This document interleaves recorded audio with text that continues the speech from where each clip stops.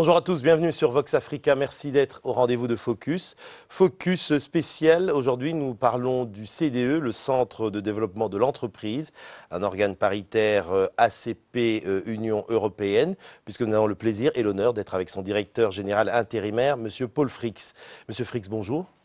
Bonjour. Merci de nous recevoir, donc ici à Bruxelles, au siège du CDE, institution que vous connaissez très bien, puisque vous l'avez dirigée il y a plusieurs années, et puis vous êtes revenu à la charge, si on peut dire, très récemment, pour essayer de réformer un peu cette institution, qui on peut dire vieille de 36 ans, donc 36 ans d'existence, dont le rôle est précisément de promouvoir le secteur privé dans les pays ACP, en partenariat bien sûr avec l'Union européenne. Elle a été fondée à la fois par les grands accords de coopération, celui de Lomé, celui de Cotonou.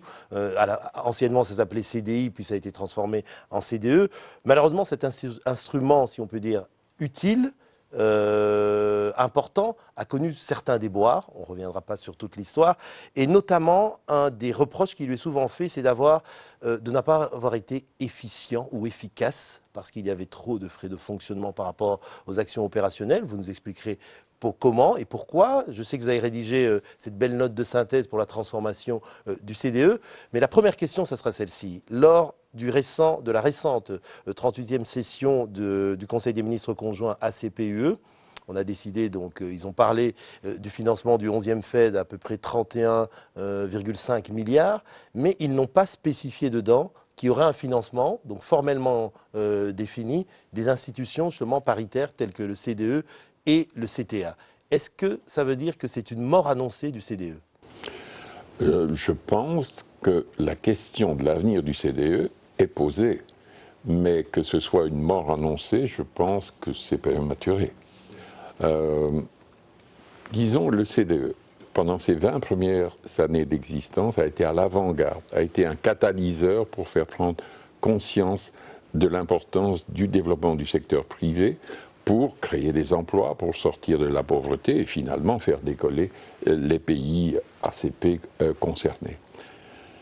Puis, ce qui était, disons, ce qui n'était pas gagné d'avance à l'époque, puisque c'était l'époque des politiques d'import substitution, chacun voulait créer sa propre industrie aux dépens de ses voisins, donc créer, disons, des entreprises, les voir se développer dans un contexte de marché protégé où il y avait par ailleurs très peu d'entrepreneurs véritables. Il y avait souvent dans les sociétés des pays ACP beaucoup de commerçants, mais relativement peu d'industriels et d'entrepreneurs dignes de ce nom. C'était la raison d'être même du CDE, précisément, pour pouvoir faire émerger des entrepreneurs sur place. Tout à fait. Donc là, avec des moyens pourtant réduits, le CDE a joué un rôle catalytique.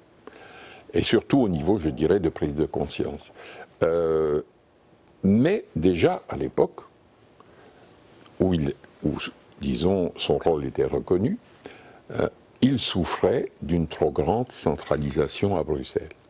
Parce qu'avec un budget qui déjà à l'époque était de 18 millions d'euros, c'est le même budget que vous recommandez, vous, cette fois-ci, pour pouvoir lui donner un avenir, si on peut dire. Oui, pour pouvoir préparer l'avenir, c'est-à-dire la dernière phase des accords de Cotonou. Et donc, à l'époque, il avait un tel budget, mais réparti sur 75 ou plus pays ACP, ça n'en faisait évidemment que très peu de choses. Du saupoudrage, en fait. Donc du saupoudrage. Quand vous êtes centralisé, que vous devez aider des PME à des milliers de kilomètres, il ne faut pas vous étonner qu'avec un budget réduit, saupoudré, vos frais de fonctionnement ou les coûts de transaction, comme on l'appellerait aujourd'hui, soient élevés. Donc, une des premières constatations que j'avais faites à l'époque, c'est que le CDE devait se décentraliser. Et nous avions conçu, donc il y a 20 ans, des opérations pilotes de décentralisation, notamment au Burundi, en Côte d'Ivoire, à Trinidad et Tobago, où le CDE créait en fait des structures sous forme de sociétés dont il avait le contrat de gestion et qui apportaient un appui rapproché aux entreprises que devait aider le secteur bancaire. Et pour que le secteur bancaire soit rassuré sur la qualité de l'assistance technique, ceux-ci étaient invités à faire partie du conseil d'administration de ces structures décentralisées. Donc ces opérations pilotes au nombre de 3 ont été lancées. Il a fallu pour ça que je plaide assez longtemps, parce qu'avant qu'on arrive à un consensus sur des réformes, il faut un certain temps, comme vous le savez, dans le système euro-ACP. Et donc, ça démarrait quand je suis parti, et puis c'est resté en panne une dizaine d'années, et le processus de décentralisation inévitable, indispensable, a été repris 10 ans plus tard, mais... 10 ans trop tard? 10 ans trop tard, certainement. Et peut-être sous un mauvais sequencing, c'est-à-dire dans une approche non logique. C'est-à-dire on a créé des bureaux régionaux. Ces bureaux régionaux, évidemment, coûtaient relativement cher et coûtent relativement cher. Oui, parce que je ne vais pas rentrer dans les détails, mais on a souvent critiqué le CDE pour avoir des frais, par exemple, d'experts, mais vraiment astronomiques. Disons que nous respectons les règles du marché en ce qui concerne les experts pour les programmes et les projets. Mais ce qui est astronomique, c'est d'être trop centralisé ici et de distribuer des cacahuètes. Et tout cela à un tarif international, ça ne fait pas beaucoup de sens. Donc, besoin indispensable de décentraliser, ça avait été lancé, ça a subi une phase d'arrêt. Ça a recommencé non plus sur des bases business-like et locales, mais sur des bases régionales. Oui. Et selon vous, ce n'était pas pertinent de faire comme ça? Disons, il aurait été sans doute préférable de développer des programmes et projets dans des pays qui avaient la volonté politique de développer leur secteur privé en utilisant une partie de leurs programmes indicatifs nationaux en support concret de ces optiques, comme nous avions fait pour les 3 opérations pilotes de décentralisation initiale, puisque nous ne les faisions pas partout, nous ne les faisions que là où il y avait des ressources mobilisées localement pour le faire, ce qui permettait évidemment de démultiplier l'impact et l'activité du CDE, et ce d'une manière non exorbitante, puisque ces structures-là, il n'était pas prévu de leur donner même un statut international, même si un responsable cadre du CDE devait en assumer la gestion, mais sous contrôle d'une structure, enfin, d'une structure de supervision locale. Alors vous venez de le dire, un agenda des réformes sans doute mal mis en œuvre, puisqu'on a perdu 10 ans. D'excellentes intentions. Voilà, mais alors la question que moi je veux poser, avant d'aller, puisque vous faites une note de synthèse pour transformer le CDE en un outil spécialisé de promotion des entreprises, du partenariat et des investissements UE-ACP. Donc vous croyez peut-être encore à l'avenir du CDE, vous nous direz comment et pourquoi, à quelles conditions, hein, de façon résumée. Mais la question que moi je peux vous poser, vous dites 10 ans plus tard, entre-temps, les pays ils ont évolué. Je veux dire, il y a beaucoup de bureaux d'études qui se sont développés. Les compétences locales, Est-ce que le CDE a encore sa raison d'être? Est-ce que ce travail qu'il fait ne devrait pas être simplement offert au marché, avec bien sûr des appels d'offres bien précis sur le marché, et faire appel aux bureaux d'études qui existent dans les pays ACP? Mais évidemment. De toute manière, un des problèmes qui a surgi, c'est que le CDE donc, a eu un mandat sans cesse élargi avec des ressources qui n'ont fait que diminuer. C'est un paradoxe. Et ce, dans un processus de décentralisation qui a été séquentiellement peut-être inapproprié. Toujours est-il qu'aujourd'hui, nous avons ces bureaux régionaux, ils commencent à porter leurs fruits, donc il ne s'agit pas de les supprimer. Et pour le CDE, il s'agit aussi de réaliser qu'aujourd'hui, le monde a changé, que fort heureusement au niveau ACP, le nombre de candidats entrepreneurs ayant une formation de base adéquate, en tout cas, est sensiblement plus élevé qu'il y a 20 ans. Donc, en plus, le contexte économique est beaucoup plus favorable dans les pays ACP, et notamment en Afrique. Hein, l'Afrique redécolle.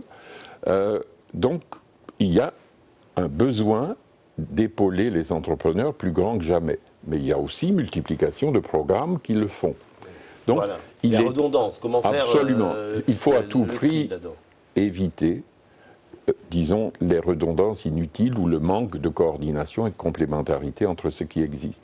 C'est pourquoi je pense qu'aujourd'hui, impérativement, sous peine de devoir être fermé, le CDE doit se recentrer sur quelques métiers de base qui, combinés entre eux, lui donnent un avantage comparatif unique.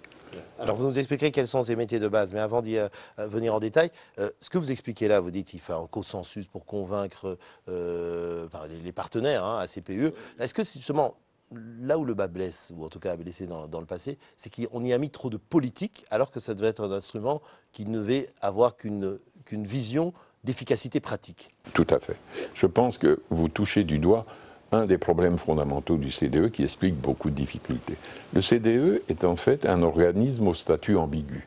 Il est d'une part une institution internationale de plein droit, créée dans le cadre des conventions de Lomé et Cotonou, mais en même temps un simple programme du Fonds européen de développement, soumis à d'autres règles que celles qu'on peut vivre dans une organisation internationale. Et ces deux logiques disons, sont appelées parfois à des courts-circuits, même assez souvent. Par exemple, notre conseil d'administration va approuver un budget.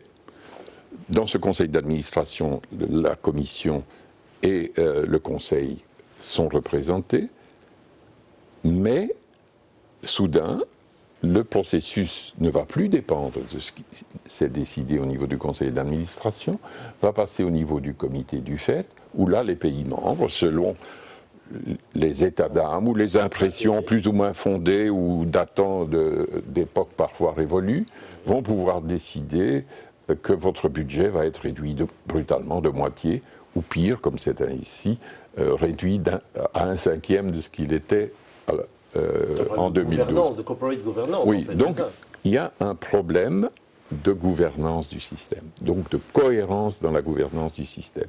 Les décisions sont prises par trop d'instances qui ne se concertent pas et qui interviennent de manière déphasée. Et ça, ce n'est pas tenable. Aucune institution ne peut fonctionner comme ça, du moins fonctionner efficacement. Bien sûr. Et donc, nous ne pouvons pas continuer ce système-là. Alors Paul Fricks, pour rester sur cet aspect, je veux dire, politique et puis aussi d'actualité, donc je l'ai rappelé lors de la 38e session du Conseil des ministres conjoints CPUE, on a décidé qu'il y aurait le montant alloué donc, pour le 11e FED, mais on est resté dans le flou. Par rapport à un financement établi et formel du CDE, les pays ACP y ont soupçonné, si vous voulez, une volonté de la part de l'Union européenne de supprimer le CDE. Et alors, ils ont demandé la mise en place d'une commission d'études, si on peut dire, pour réfléchir à l'avenir de ces institutions paritaires. Où ça en est aujourd'hui ? Vous pouvez me donner quelle décision va sortir? Est-ce qu'il y a là deux logiques qui s'affrontent? Une logique européenne qui voudrait supprimer le CDE et une logique des ACP qui voudrait le maintenir à tout prix, même si il n'est pas efficace. Je pense qu'une logique de compromis raisonnable est en train, je l'espère en tout cas, de se mettre en œuvre, à savoir qu'il est nécessaire d'évaluer sereinement et objectivement les bonnes ou mauvaises expériences du CDE avant de décider quel cours des choses doit s'appliquer. Et ce qui me rassure un peu, en tout cas, c'est qu'on a décidé maintenant de discuter, d'examiner de quel outil on a besoin pour soutenir efficacement le secteur privé dans les pays ACP. Donc, si on part dans cette voie, on ne peut que déboucher sur des choses raisonnables. Par contre, décider et réfléchir après n'est jamais une bonne formule. Alors vous, comme je dis, vous êtes directeur général intérimaire, je veux dire, comme on dit en anglais, nothing to lose, vous n'avez plus rien à perdre, donc vous n'êtes pas en train de défendre votre carrière, si je puis dire. Vous avez justement la parole libre. Vous avez rédigé cette note de synthèse qui montre un peu les conditions, qui définit les conditions pour essayer de rendre plus efficace le CDE et préparer l'avenir, comme vous l'avez dit. Est-ce que vous pouvez nous résumer quels sont ces points? À quelles conditions le CDE pourrait-il si vous voulez, reprendre sa mission première et être plus efficace dans le contexte qui a changé, celui, comme vous l'avez dit, d'une Afrique, puisque je m'arrêterai en tout cas sur ce continent, qui aujourd'hui est sollicité par tous les investisseurs du monde, puisque c'est le continent de la croissance. Donc on y a besoin d'un secteur privé florissant. Absolument. Et donc plusieurs programmes maintenant existent qui s'occupent notamment de l'environnement des affaires, de la cohérence des politiques, etc. Je ne pense pas que le CDE, mais c'est mon opinion personnelle, bien sûr, puisque mon grand pouvoir, c'est de dire ce que je pense, voilà. Et de ne pas prétendre avoir des panacées ou des solutions toutes faites, mais au moins de lancer le débat. Je pense que ce qui est important, c'est de voir où sont les maillon faible ou manquant dans le dispositif Euro-ACP pour aider efficacement le développement du secteur privé. Il y en a un qui est évident, enfin, qui n'a pas changé depuis longtemps, c'est aider les petites et moyennes entreprises ou les nouveaux entrepreneurs à accéder au financement. Voilà, c'est vraiment, comme on dit, le bottleneck là où le bas blesse. Absolument. Vous pouvez être parfois diplômé d'une excellente université, être dynamique, mais ne pas savoir comment, disons, créer une entreprise, comment d'abord choisir votre créneau et le développer. Donc, on peut vous aider à préparer des dossiers, mais cela n'est qu'une partie du problème. Lorsque un dossier sérieux est présenté à une banque, si la banque ne connaît pas le promoteur, parce que le promoteur n'est pas son client, il n'est pas dans le commerce depuis des années, elle ne va pas le financer malgré l'apparent business plan cohérent. Est-ce que ce n'est pas le rôle des fonds de garantie, ça? Les fonds de garantie peuvent jouer un rôle partiel. Et donc, ils vont garantir, par exemple, un tiers des prêts qui seront octroyés à un nouvel entrepreneur. Donc, ça peut diminuer une partie du risque des banques. Ceci dit, la banque qui ne connaît pas son client, même si on lui dit qu'elle ne perdra que 2 tiers de ce qu'elle met, elle n'a pas envie de perdre ces 2 tiers. Alors, que peut faire le CDE? Eh bien, le CDE, à condition, bien sûr, de mettre sur pied des mécanismes d'appui rapprochés aux entreprises, peut créer des outils qui vont accompagner l'entrepreneur dans les phases délicates de création et de développement de son entreprise, en recrutant d'abord, en lui apportant d'abord l'expertise locale qui peut être disponible. Et donc, ces structures, leur premier rôle, c'est d'identifier les capacités locales existantes et les mobiliser en appui à disons, à ces entrepreneurs. Ce faisant, d'ailleurs, le CDE contribuerait à la création d'un marché pour les fournisseurs de services aux entreprises. Ça, c'est le rôle du service public, donc le rôle d'une instance de développement, si on peut dire, paritaire en tout cas, comme le CDE.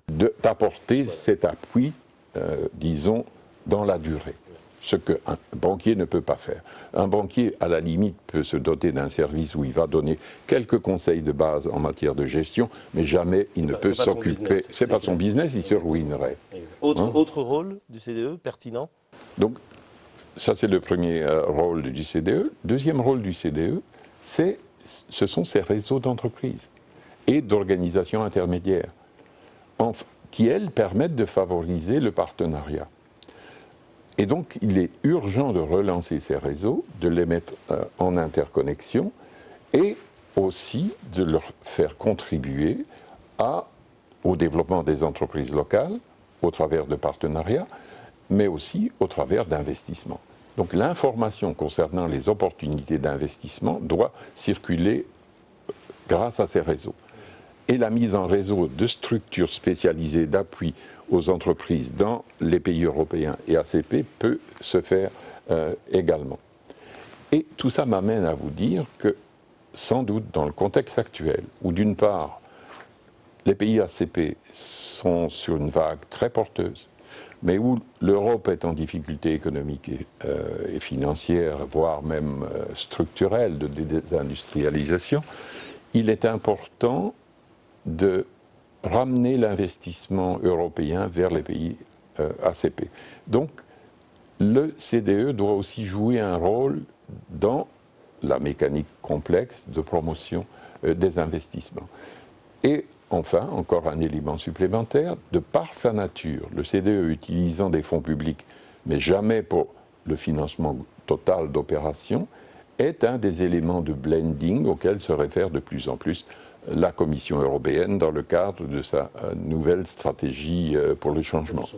Donc, je dirais que la première priorité aujourd'hui serait d'examiner objectivement avec la BEI, par exemple, qui a sa facilité investissement, dans quelle mesure le CDE pourrait mettre des outils spécialisés d'accompagnement des entreprises qui valoriseraient la facilité investissement de la BEI.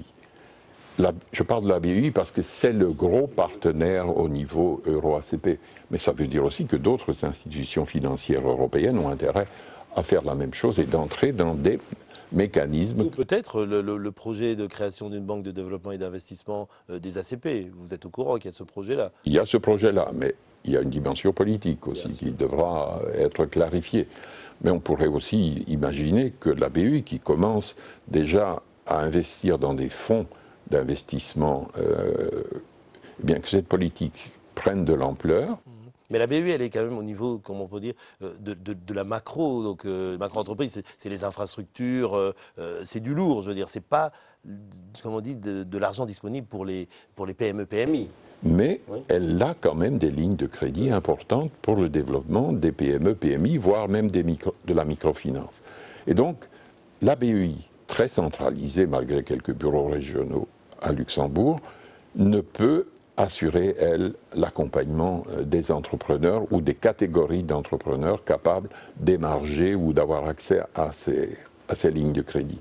Et je pense qu'au niveau ACP, c'est un souci, ou voire un reproche qu'ils adressent parfois à la BEI, c'est de dire vous n'êtes pas assez actif dans nos pays respectifs concernant l'accès à vos lignes de crédit, à la finance. Et c'est là qu'il faudrait mettre au point de manière business-like, du rôle du CDE, en fait, oui, qui pourrait être l'intermédiaire. Et de manière décentralisée. En fait, peut-être que c'est le paradoxe de la situation. À juste titre, on parle soit de la fermeture ou de la transformation complète du CDE. Mais en fait, on n'a jamais été aussi proche de la nécessité de réaliser le mandat intrinsèque du CDE, c'est-à-dire le transfert de ces activités opérationnelles vers les pays ACP de manière décentralisée, de manière à ce que l'appui aux entreprises soit réellement proche des clients. Et là, en faisant cela, le CDE peut mobiliser de nouvelles sources de financement sur programme indicatif. J'ai cité tantôt la facilité à investissement, la BEI, qui a un volet assistance technique que la banque éprouvera toujours quelques difficultés à mettre en œuvre elle-même. Et donc, il y a moyen de doter les pays ACP qui le veulent de capacités nouvelles d'appui rapproché aux entreprises en démultipliant les capacités d'intervention de ce système CDE et donc en accroissant considérablement l'impact de l'institution. Et cela veut dire qu'à Bruxelles, les fonctions doivent, à terme, se concentrer seulement sur l'évaluation, sur le benchmarking, sur le contrôle, et aussi sur des approches innovantes et l'interface entre les réseaux, de manière à ce que les bonnes informations, les bonnes pratiques puissent se diffuser dans ce système décentralisé du CDE. Donc le paradoxe, c'est qu'on parle de sa fermeture à un moment... où on en a peut-être le plus besoin, mais de façon bien ciblée. Mais pas n'importe comment et de manière bien ciblée, dans les 2-3 facettes que je vous ai décrites, qui en se combinant donneraient un avantage comparatif indiscutable, je pense, au niveau du CDE. Alors, président Paul Fricks, vous avez présenté donc, je veux dire, ce scénario qui est un peu le scénario idéal, hein, c'est-à-dire recentrer l'action du CDE sur une mission bien précise dans un contexte différent et d'appui vraiment localisé et proche de ceux qui en ont le plus besoin, c'est-à-dire les entreprises au niveau des marchés locaux, et puis après créer aussi ce networking. Quel est votre pronostic pour que votre proposition passe ? Là, c'est une question vraiment difficile et je crains ne pas avoir la réponse. Mais disons que j'ai de l'espoir. J'ai l'espoir que ceci méritera examen et discussion, parce que ce qui compte, c'est la mise au point d'un tel système. Mais je suis persuadé qu'il est d'intérêt mutuel, parce qu'en fait, il combine deux choses. Renforcer les capacités locales d'appui rapproché aux entreprises et en même temps susciter le retour de l'investissement européen vers les pays ACP et en particulier l'Afrique. Et donc, il y a une dimension d'intérêt mutuel. Et le vrai partenariat, s'il n'est pas basé sur l'intérêt mutuel, ne vaut pas grand-chose. Exactement. Merci beaucoup, Paul Fricks. Je rappelle que vous êtes directeur général intérimaire du CDE, le Centre de développement de l'entreprise, donc organe paritaire ACP, Union européenne. Merci pour cet entretien. Merci aussi pour votre visite. Merci à vous, chers téléspectateurs, pour votre fidélité à Vox Africa. On se retrouve prochainement sur la même chaîne. À bientôt, au revoir.